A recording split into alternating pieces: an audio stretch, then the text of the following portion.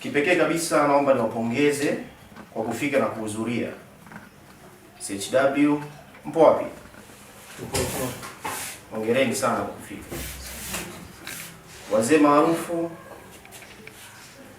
asante, shikamoni. Sawa. Pia tuna maafisa afya mazingira, bila shaka tunatambuana. Pili tuna RHMT, natambua uwepo wenu. Pili na Wizara ya Afya mwakilishi. Lengo la kutambua tetesi za magonjwa kwa wakati sahihi kwa ajili ya kulinda afya ya jamii, si ndio jamani? Unapotambua au kuona tetesi kwenye jamii, tuwasilishe mapema bila kusubiri. Tumeelewana jamani? Sawa. Unaposubiri tunaleta matatizo yanafanya nini? Yanaongezeka. Bali tutatue tatizo, tunasababisha tatizo lafanya nini? Laongezeka na nakuwa tishio kwa jamii zetu, si ndio? Na sisi kama watu wa huduma ngazi ya jamii tuhakikishe basi tunatoa taarifa sahihi kwa jamii ambayo inatuzunguka ili kusudi tuweze kutoa changamoto ambazo zipo ndani ya jamii, tuzisemee na ziweze kuchukuliwa hatua stahiki. Na wasi wajumbe wote kuwa wasikivu, muulize maswali pale panapohitajika, msiogope, si ndio? Tupo kwa njia nini? Ya kujifunza. Na imani kabisa mtakuwa wasikivu kuwasikiliza wataalamu wetu wa siku ya leo. Hivyo basi niwasihi sana na niwaombe tena tukawe mabalozi wazuri huko tunakoenda kufikisha ujumbe sahihi. Kwa haya machache naomba nifungue kikao hiki rasmi. Asanteni sana. Tetesi kile si ndio? Kwa hapa tunafundishana umbea au hapana? Leo mimi nawafundisha nyie mbinu za kuwa wambea. Kule mtaani mwe mnachunguza mambo ya magonjwa. Sawa ndugu zangu? Usipoweza kucheki hivi na kuleta tetesi, utashindwa kuibua yale ya kweli. Kwa sababu ya kweli yanatokana na nini? Kuna umbea kweli ni wa kweli na mwingine ni wa sio wa kweli. Kwa hiyo sasa, wa baba na wa mama, mnakubali kwamba baada ya kutoka hapa leo mtaenda kunusa, mtakuwa wambea wa kuuliza. Ndio. Wababa wanasema wao waga hawapendi kuwa wambea. Ni kweli? Wambea si ni wanawake? Na wanaume. Kwa sasa hivi sisi 50 kwa 50. Haya, sawa. Sasa tetesi inapatikana kwenye ngazi mbili. Kwenye ngazi ya hospitali na kwenye ngazi ya jamii. Kwenye ngazi ya hospitali imeshatufikia sisi. Sawa ambao tunataka nyie mtusaidie ni ambao iko kwenye ngazi ya jamii. Yale mambo jamii inanong'ona kule chini kuhusu magonjwa. Kwa hiyo mtaani hatuachi, nyumbani pia hatuachi. Maana yake tunasema kwamba hatutavamiwa. Si ndio Haya. Kuna makundi mawili ya tetesi. Mimi naongea hivi ndio shule. Usiangalie sana kwamba nimeandika nini. Sawa kwa sababu ni marudio, sitaki kuwakawiza sana. Kuna makundi mawili ya tetesi. Makundi matatu, sio mawili. Maeneo yanapopatikana ni aidha kwenye jamii na kwenye hospitali. Sawa Makundi sasa ziko hizi tatu. Kundi la kwanza yanayohusu binadamu. Kundi la pili yanayohusu wanyama. Kundi la tatu yanayohusu mazingira. Wale hamna, nisikilize mimi, andika ninachokisema. Makundi yako ya binadamu, ya wanyama na ya mazingira. Sawa Wangapi mmeshapokea ujumbe wa Wizara ya Afya hapa asubuhi kwenye simu zenu? Mliopokea.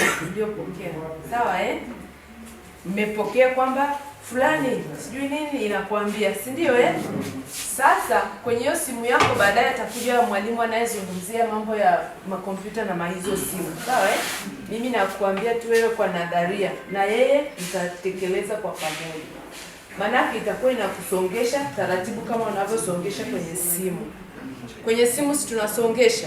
Kwa hiyo na kwenye tetesi itakuwa inakusongesha. Ukiwa una tetesi unataka kuitolea taarifa inakuuliza, hii tetesi iko kwenye kundi gani? Kwa hiyo ujue kwamba kundi ziko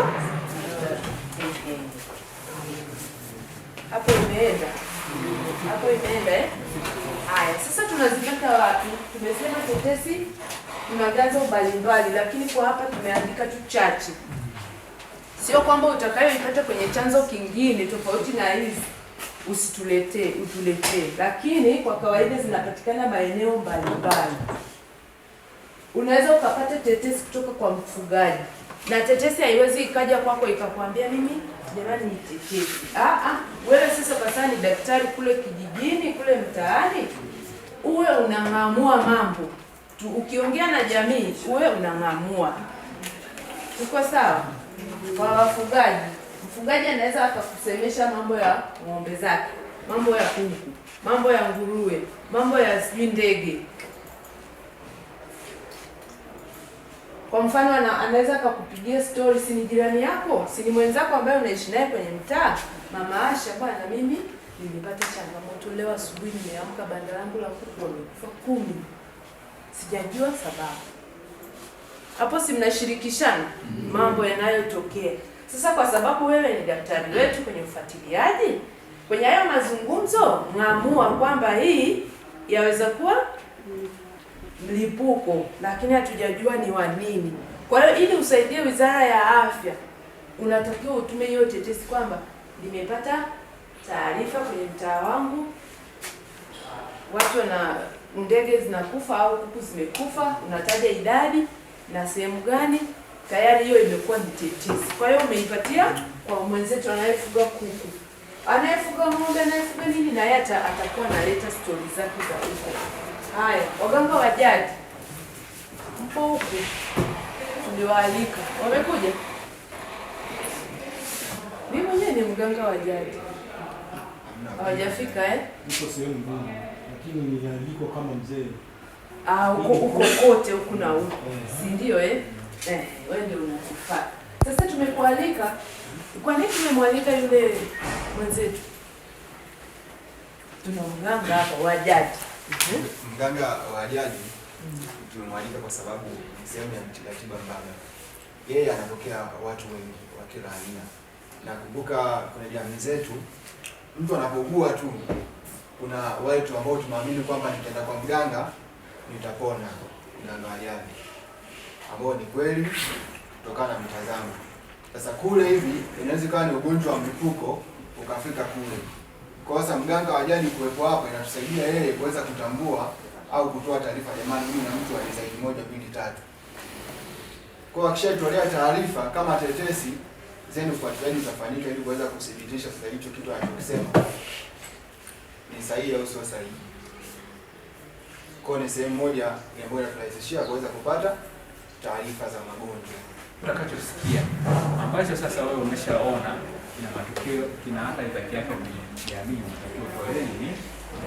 Sasa utakachokuwa umesikia au utakachokuwa umethibitisha, tunasema pale umebainisha aina ya tetesi ambayo sasa hiyo inatakiwa iwe inafurukuta kuitolea nini taarifa. Kwa hiyo ndio hatua ya kwanza. Hatua ya pili tunasema wewe ni kutoa ushauri au kutoa elimu. Umeelewana? Toa ushauri au toa elimu ya kufika kwenye kituo cha kutolea huduma ya afya kwa matibabu stahiki. Simu. Ukishatoa taarifa kwa viongozi wako wa kituo, tunasema kwa namba 5. Ni hatua namba 5, si ndio? Toa taarifa kwa viongozi wako. Kwa anaweza kawa ni kiongozi wa huduma afya ngazi ya jamii kwenye level ya kata. Unielewa? Anaweza kawa ni afisa afya, kwa hiyo unamjulisha kwamba afisa afya mtaani kwetu bwana, kuna watu wanafanya nini? Wanatokwa na damu. Umeelewana? Anaweza akawa ni kiongozi wa hudumu wa afya ngazi ya wilaya. Umeelewana? Ngazi ya jamii kwenye level ya wilaya. Anaweza akawa ni mhudumu wa afya ngazi ya jamii kwenye level ya mkoa, wewe unamjulisha. Anaweza akawa ni mtendaji wa kata, mtendaji wa kijiji, unamjulisha kwamba mtaani kwangu kuna watu wanaonyesha dalili hizi. Umeelewana? Mtaani kwangu kuna watu wamefariki ghafla. Umenielewa? Kwa hiyo utatoa nini? Taarifa kulingana na yale matukio ambayo sasa tumeonyeshwa hapa na tukaeleweshwa. Kwa hiyo ndio hizo ndio hatua 5 ambazo utakuwa umefanya ufuatiliaji kamilika. Umeelewana? Kazi yako inakuwa imeishia hapo. Umenielewa hapo? Kwa hiyo tukipita kwenye hizo hatua 5 tunakuwa tumefanya zoezi lile lote la kufanya ufuatiliaji wa taarifa za tetesi kwenye jamii na kutolea nini? Taarifa. Umenielewa hapo? Yeah. Tunasema sio kazi yako kujua yule niliyemshauri aende kwenye kituo cha kutolea huduma ya afya. Je, ameenda? Umeelewana? Sio unarudi sasa unaanza kuuliza, mzee, kuja nyumbani. Vipi, yule umempeleka hospitali? Atakwambia sijampeleka. Kwa nini sasa hujampeleka hospitali? Unielewa? Atasema sina hela. Utampa hela? Utasema bwana mzee, shika hii, nenda kituoni ukafanya nini? Katibiwe, si ndio? Kwa hiyo tumeelewana? Sio kazi yako kujua yule niliyemshauri au yule niliyempa elimu. Tumeelewana? Ya kuacha kuchafua chanzo cha maji. Je, ameacha? Umenielewa? Umenielewa hapo? Sio kazi yako.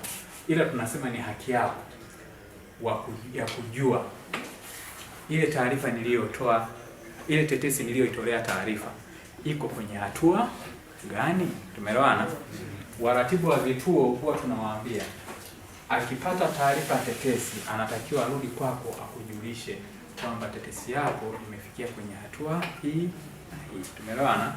Ipo inafanyiwa kazi au nimeipeleka mbele sehemu husika inaendelea kushughulikiwa, au bwana ule ulikuwa ni umbea tu, hakuna tukio kama hilo. Tumeelewana? Ukiliona kwenye vyombo vya habari utatolea taarifa, si ndio? Si ndio? Wewe umeliona kwenye vyombo vya habari, umeamua kufanya nini? Kutolea taarifa. Wakati wa kufuatilia watasema kumbe habari ile ilikuwa ni ya uongo. Umenielewa? Au bwana ile habari ilikuwa ni ya kweli, inaendelea kufanya nini? Kufanyiwa kazi. Waambie tu jamii wawe makini kwenye tukio hili na hili. Tumeelewana? Lakini kitokea hajakwambia kwamba tetesi yako imefikia hatua hii, tunasema pia ni haki yako kuuliza kwamba tetesi yangu hii imefikia hatua gani. Tumeelewana? Sasa kwenye hizo hatua 5, mimi hapa saizi hivi tabezi kwenye ile hatua ya 3 ambayo ni ya kutoa taarifa kwenye mfumo kwa kutumia nini? Simu. Sijasema kompyuta ni maana. Unaelewa? Simu. Au tuseme kifaa cha elektroniki, si ndio? Kifaa cha kielektroniki. Inaweza ikawa kompyuta, inaweza ikawa simu, lakini sisi tunataka kwa kutumia simu. Umeelewa? Kwa hiyo tunaenda kutoa taarifa kwenye mfumo kwa kutumia simu.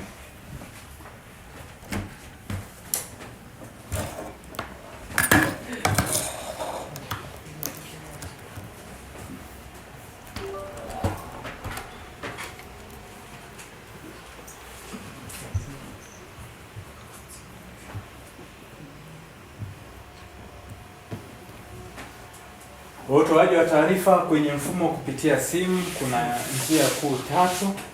Kwa zipo njia kuu 3 za kutoa taarifa kwenye mfumo kwa kutumia nini? Simu.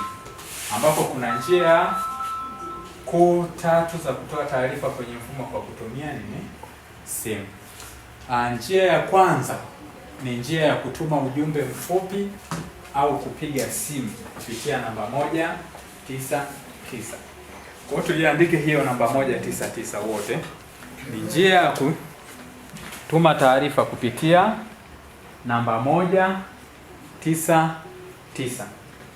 Unachukua hiyo namba 199, unapiga, kuna mtu atapokea, utamtoa taarifa yako. Umeelewa na ulionayo ya tetesi. Au utaandika ujumbe mfupi, utaandika message, utaituma kwenda 199. Message inayoelezea huo ujumbe wako unaoupolea ni taarifa. Message inayoelezea tetesi yako unayoitolea taarifa, ambapo mwezeshaji pale amewabainisha hapa aina ya tetesi. Hapa umetengeneza na tetesi za kuzitolea nini taarifa. Kwa utaituma kwenye 199, then tetesi yako itakuwa imepokelewa na kufanyiwa kazi. Sasa njia hizi tunaenda kwa vitendo. Ushika simu yako, kwa simu yako, afu tuma message kwenda 199.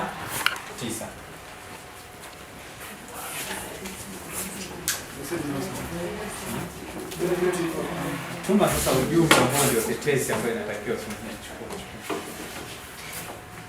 Nataka utume uniambie kinachotokea ni nini.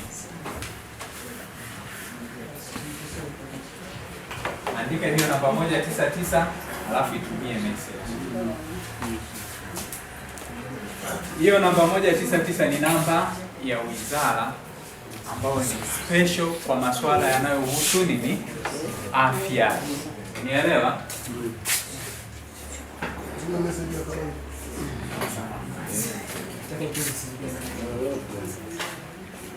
Kwa tuma kwenda 199.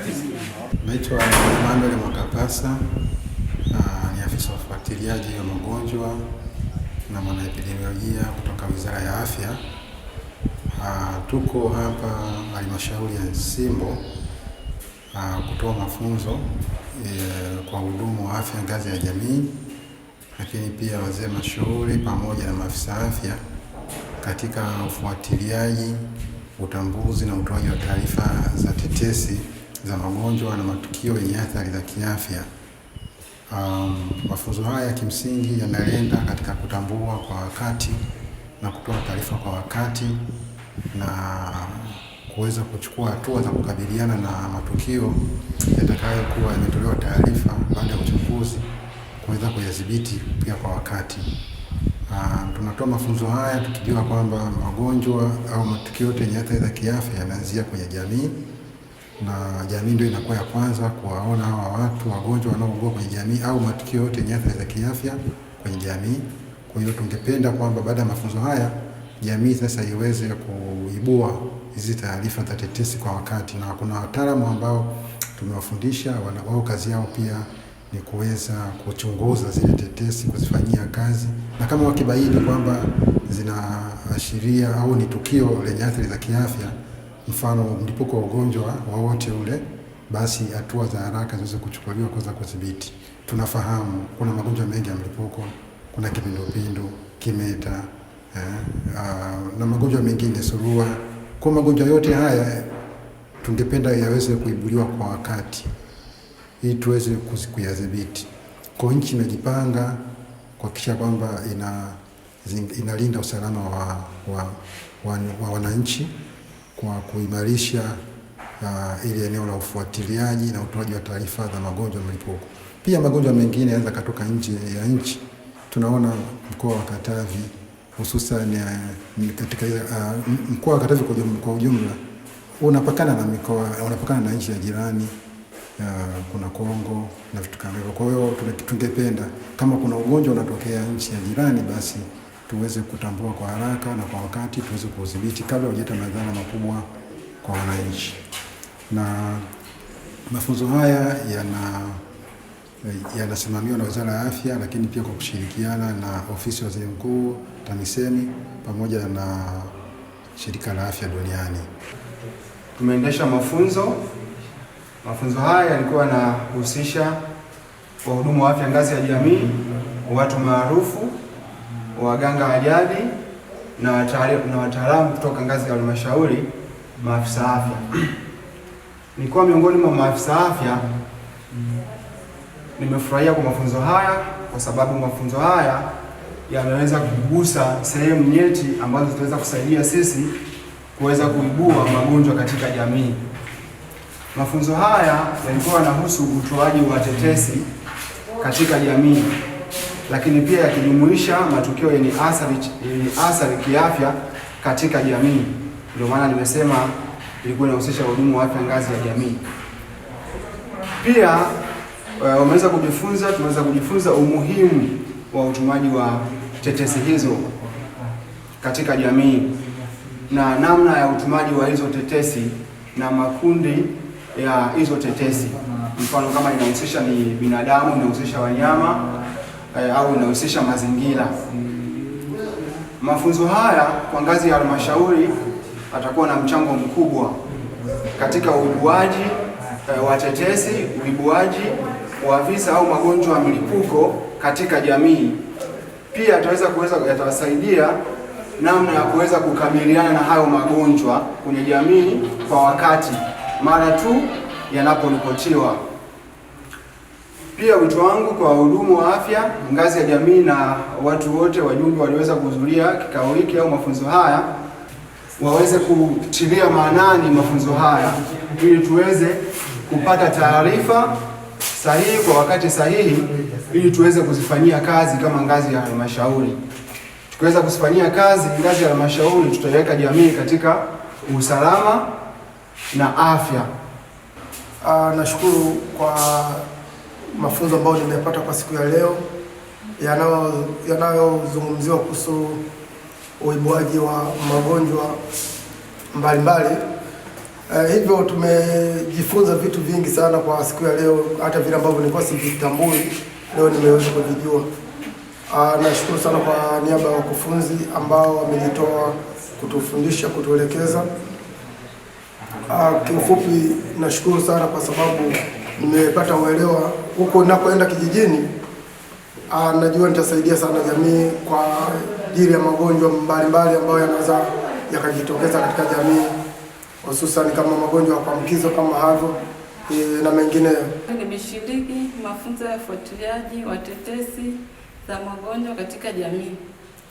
Mafunzo haya yatanisaidia kuibua tetesi katika jamii na kutolea taarifa ngazi za juu, hivyo kudhibiti magonjwa ya mlipuko kwa wakati. Nitawaasa wanajamii wakipata tetesi za magonjwa kwa wakati kuziwasilisha ili kuweza kudhibiti magonjwa kwa wakati. Binafsi leo tulikuwa na mafunzo na nimeshiriki kamilifu mafunzo tuliokuwa nayo ya ufuatiliaji na uibuaji wa tetesi za magonjwa yanayoweza kuathiri jamii. Kiukweli tumejifunza, nimeelewa, nimefurahi na tutaenda kufanya kazi au nitaenda kufanyia kazi kile ambacho tumejifunza na tutashiriki kamilifu na jamii yetu itakuwa salama, kwa sababu kwenye jamii yetu au kwenye jamii zetu kuna vitu vingi ambavyo vimejificha vinaikumba jamii, lakini kupitia mafunzo ambayo nimeyapata siku ya leo itakuwa balozi wa kwanza na balozi muhimu wa kuweza kuibua mambo ambayo yanaweza kaikumba jamii mwisho wa siku na kuweza kuleta usawa na kuweza kuleta amani ambayo inaweza ikatokea pindi ambapo nitakapoibua na tayari hatua za kufuatilia na hatua stahiki zikachukuliwa, na nitakuwa mwaminifu, lakini pia nitakuwa balozi wa kwanza wa kuweza kushiriki kamilifu katika uibuaji wa tetesi ambazo zinaathiri jamii kwa upande wa afya.